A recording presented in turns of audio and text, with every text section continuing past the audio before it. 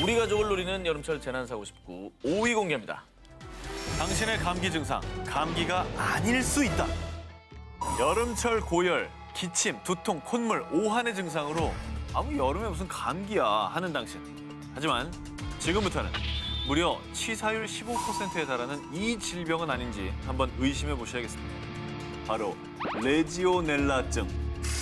레지오넬라증은 레지오넬라균이 비말 형태, 즉 물방울 형태로 공기 중에 떠돌다가 인체로 흡입되어 감염되는 질병인데요. 목숨에 치명적인 레지오넬라 폐렴과 경미한 증상을 나타내는 폰티악 열 두 가지 형태로 나타납니다. 그런데 특히 여름과 초가을에 증가하는 레지오넬라증, 그 이유는 더운 여름철에 균의 번식 속도가 더 빨라지고요. 여름철에 사용량이 증가하는 냉각수, 에어컨, 샤워기 등에 균이 아주 바글바글 서식하기 때문입니다. 그리고 질병관리본부에 따르면 2015년에 45건이었던 우리나라 레지오넬라 신고 건수가 2016년에는 128건, 1년 사이 약 3배 가까이 증가.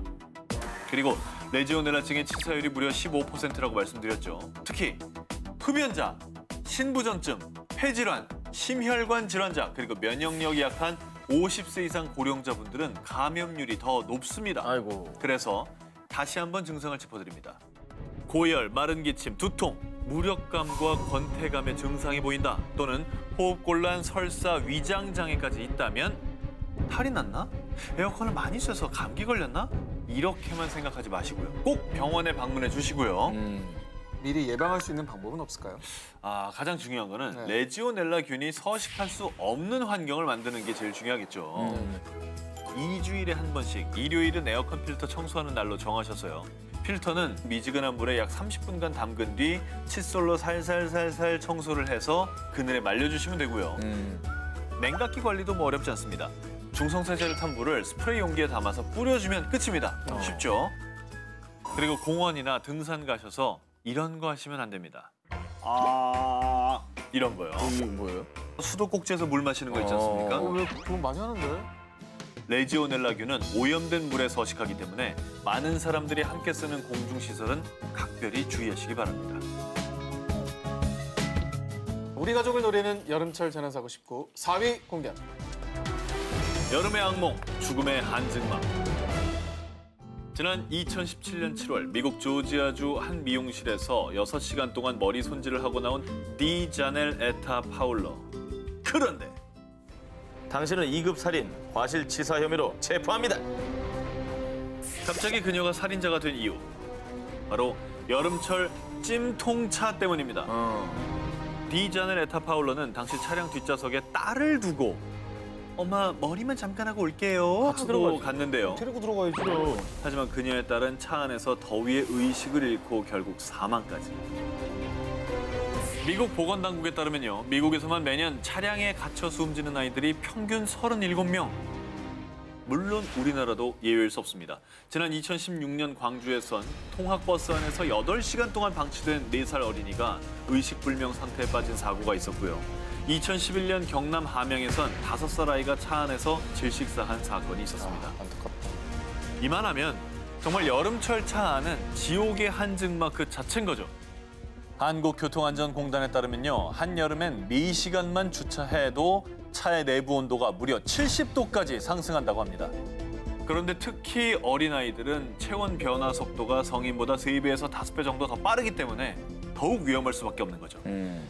하지만 대부분 잠깐인데 괜찮겠지, 아니면 믿기 어렵지만 뒷좌석에 자녀가 있다는 사실을 깜빡 잊고 의도치 않게 방치하는 경우까지 있다는데요. 자, 여러분, 우리 이 사고 막을 수 있습니다. 꼭 막을 수 있습니다. 미국 유력시 소비자 잡지에서 발표한 예방법에 따르면요. 휴대전화 또는 지갑, 가방 이런 거를 아이가 있는 뒷좌석에 같이 두는 겁니다. 물론 흔한 건 아닙니다. 애가 차에 있는 걸 까먹는 경우가 얼마나 많겠어요. 흔한 건 순간적으로, 아니지만, 순간적으로. 그런 사람들을 위해서 이런 방법을 강구를 하는 겁니다.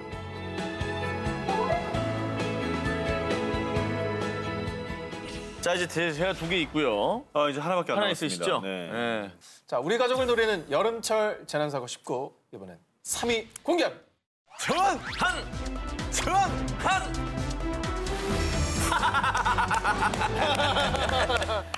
아, 축하드립니다. 그럼요. 제 완전 제로 베이스예요. 이 둘이 크로스하는 건 정말 오랜만이네. 아니, 제로 베이스에서 가는 거지. 한 갈아엎어 이제. 네. 매해 여름 나 그리고 내 가족의 목숨을 위협하는 무차별 파괴범이 있습니다. 왜 이래? 어머머머머. 아이고. 이 사고의 원인은 바로 타이어 때문입니다. D대학 자동차학과 교수에 따르면요. 고속도로에서 차량 결함으로 발생한 사망 사고의 63%가 타이어 관련 사고입니다. 특히 기온이 높은 한여름 7, 8월에는 타이어 파손 사고가 급증한다고 하는데요. 가장 큰 원인은 타이어 공기압 부족. 공기압이 낮은 상태에서 폭염에 뜨거워진 도로를 고속으로 달리게 되면요. 열을 받은 타이어가 변형돼서 물결처럼 물렁이는 스탠딩 웨이브 현상이 발생합니다. 이렇게 찌그러진 상태로 계속 주행하다 보면 엄청난 마찰로 타이어 온도가 미친 듯이 올라 펑 하고 폭탄처럼 폭발하게 되는 겁니다. 아, 이게 표면적이 많아지니까 그렇습니다. 마찰이 생기는구나. 막을 수 있으니까 잘 들으시기 바랍니다. 네. 첫째, 주기적으로 타이어 공기압을 체크해 주셔야 합니다. 특히 여름철에는 한 달에 한 번 권장치보다 약 10에서 20% 정도 높게 넣으시고요. 그리고 두 번째, 타이어 마모도 점검 필수입니다. 지금 보시는 마모 한계선이 닳게 될 경우에는 꼭 교체를 하셔야 됩니다. 손쉬운 타이어 마모 상태 체크법.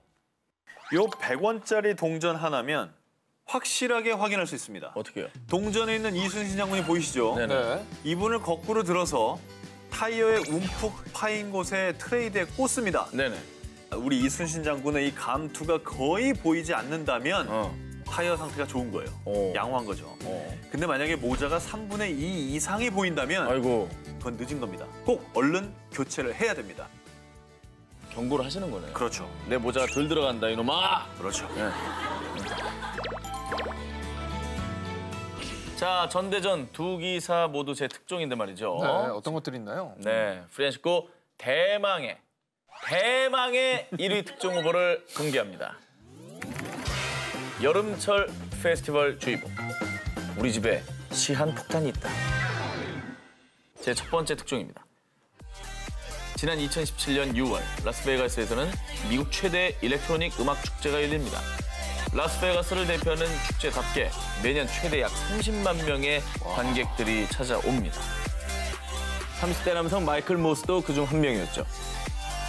그야말로 올라이 광란의 밤을 보낸 그런데 다음 날 새벽 택시를 잡으려던 그는 갑자기 경련을 일으키며 훅 쓰러지고 말았습니다.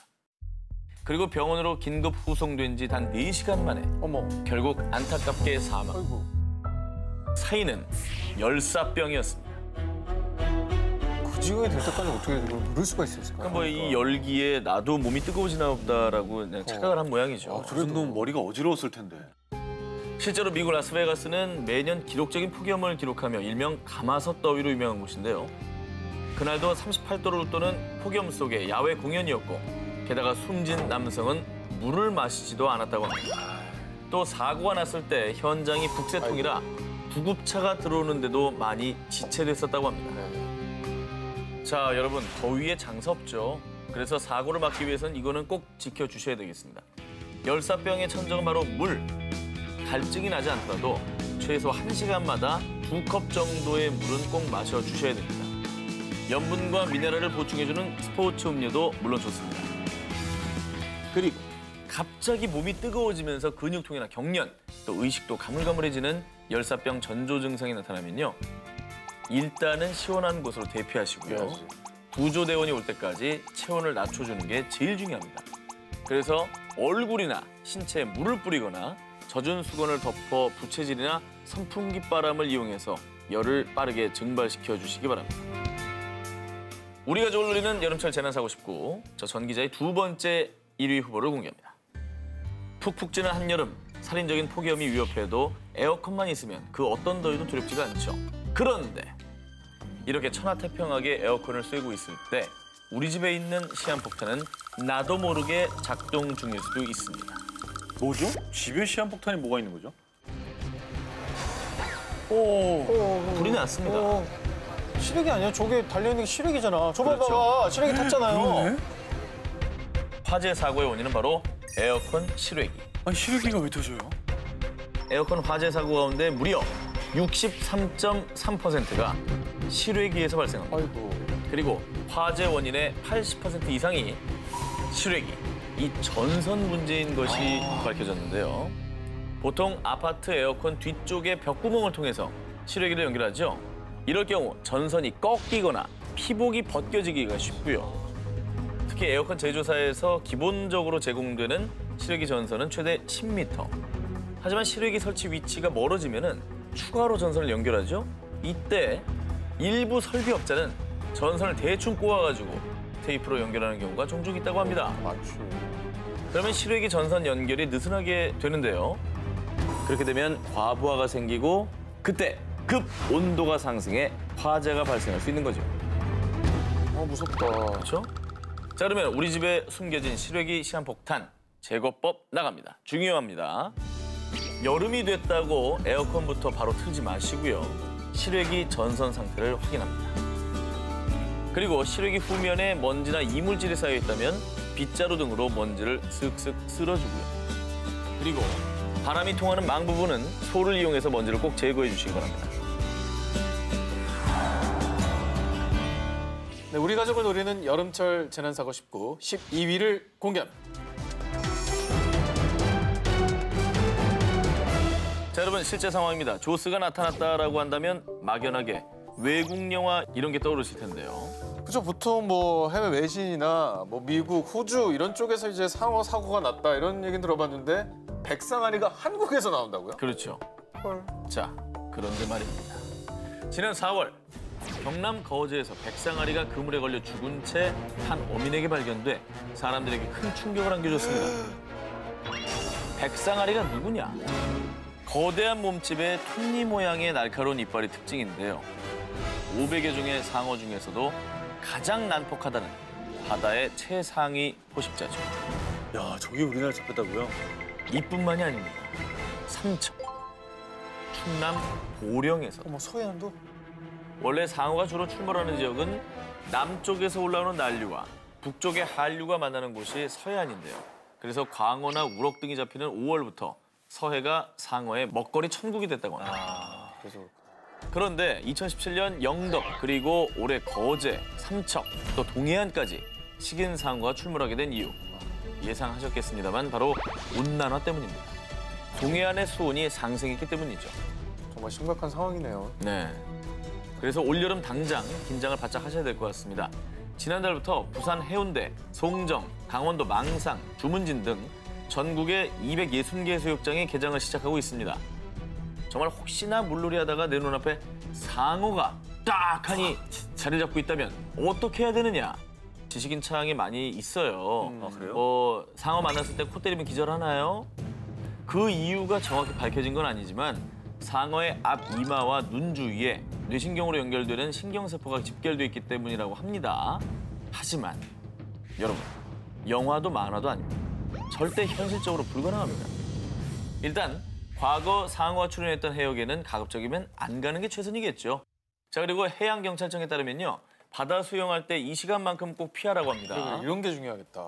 해가 지기 시작하는 오후 7시와 동틀려 킨 오전 6시. 이때는 상어가 활발하게 움직이는 시간대라고 합니다. 그리고 마지막으로 얕은 바다라고 우습게 보면 안 되는 게요. 식인 상어가 배가 고프면 얕은 곳으로도 출몰한다고 합니다. 아, 진짜. 배고픈데 장사 있습니까? 예, 올라오는 거죠. 부표로 안전선을 표시해 놓은 곳, 이 선은 절대로 넘어가시면 안 됩니다. 우리 가족을 노리는 여름철 재난사고 19, 이번에 11위 공개합니다. 여름철 암을 부르는 모모. 섹시한 바디랑 또 탄탄하고 매력적인 건강미를 위해 여름마다 이것 하는 분들이 많습니다. 그런데 말입니다. 이것이 암을 부를 수 있다고 하는데 네, 선탠입니다. 선탠하다가 암에 걸리는 믿을 수 없는 일. 정말 100% 실화입니다. 자, 미국 중동부 켄터키주의 간호사 타우니 월러비. 엄마, 피부색 섹시한 거 봐. 대체 태닝을 얼마나 자주 하면 이렇게 되는 거야? 부럽다, 얘. 이게 쉬운 줄 아니? 진짜 자주 해줘야 유지가 된다. 자, 서양에서는 워낙 태닝이 대중적이잖아요. 특히나 이 월러비는 일주일에 평균 4~5번씩 인공 선탠을 즐길 만큼 태닝에 푹 빠져 있었는데요. 자, 그러던 어느 날 밤 얼굴이 너무나 간지러워 잠에서 깬 월러비. 자, 월러비는 거울 속 자신의 얼굴을 보고 깜짝 놀라고 말았습니다. 자, 얼굴에 검은 반점이 여러 개 생겨난 건데요. 급히 병원을 향했는데 이 검은 반점의 정체는 바로 악성 흑색종. 피부 암의 종류 중 가장 치명적인 암이었습니다. 자, 보통 흑색종은 피부 속 멜라닌 세포가 햇빛에 의해 손상돼 검은 암세포로 변하는 것이 원인인데요. 자, 인공 선탠을 할 때 램프에서 발산되는 자외선은 태양 광선에서 나오는 자외선에 비해 그 방출량이 2배 이상 많다고 합니다. 자, 그래서요, 결국 월러비는 이 흑색종 때문에 암이 발생한 피부 부위를 모두 도려냅니다. 아이고, 어떡하냐. 평생 지울 수 없는 상처를 얻게 되었다고 합니다. 아이고. 더 예뻐지고 매력적으로 변하려다가 아이고야. 너무 안타깝네요. 자, 그런데 제가 이 특종을 준비한 이유. 우리나라에서도 5년 동안 악성 흑색종이 33.4%나 증가. 각종 환경오염으로 오존층이 계속 파괴되면서 자외선 노출량도 급증. 자, 그러니까 이제 더 이상 우리나라도 악성 흑색종의 안전지대가 아니라는 겁니다. 너무 무섭네. 그러면 이제 선탠을 안 하면 되는 거 아닙니까? 뭐 그냥 아예 안 해버리면 되잖아요. 아, 근데 그래도 뭐 하고 싶은 사람들은 하고 싶겠죠. 저 되게 좋아하는 사람들 많잖아요. 매력적이긴 해요, 구릿빛으로. 대안을 저희가 준비를 해봤습니다. 인공 선탠을 할 땐 이거 하나만 기억하시기 바랍니다. 1, 2, 3 법칙. 하루 10분씩, 일주일에 2회, 1년에 총 30회까지만 피부에 수분이 급격히 빠지지 않도록 하면서도 일광화상을 예방할 수 있게 한다고 합니다. 아까 오존층 파괴로 자외선 노출량이 증가한다고 했죠? 자연 태닝을 하는 분들도 주의할 점이 있습니다. 갑자기 몸 어딘가에 생겨난 점이 점점 커져가거나 점의 모양이 일정치 않고 울퉁불퉁할 때. 자, 그리고 다들 손톱 한번 보십시오. 자, 손발톱에 흑색 세로줄이나 반점이 생긴다면 흑색종을 알리는 경고일 수가 있습니다. 그러니까 가까운 병원을 찾아 즉시 진단받으시기 바랍니다. 자, 우리 가족을 노리는 여름철 재난사고 19, 18위 공개합니다. 침묵 속의 죽음, 침대 위의 흑사. 2017년 6월 텍사스의 한 워터파크를 찾은 프란치스코 가족. 오랜만에 물장구도 치고 잠수도 하면서 즐거운 시간을 보냈습니다.